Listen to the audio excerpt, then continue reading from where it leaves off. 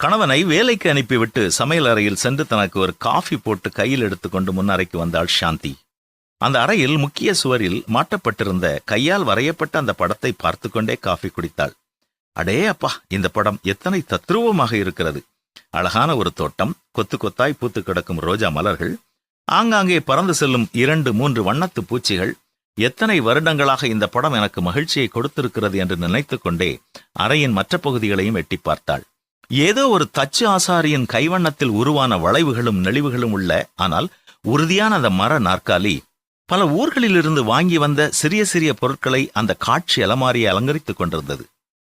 ஒவ்வொரு பொருளை அவள் பார்க்கும் பொழுதும், இதை இத்தனை அழகாக செய்தவர்கள் எங்கே இருக்கிறார்களோ கடவுளே, அவர்களை ஆசீர்வதியும், அவர்களும் உம்முடைய அன்பை அறிந்து கொள்ளட்டுமே என்று மனதில் ஜெபம் செய்தாள்.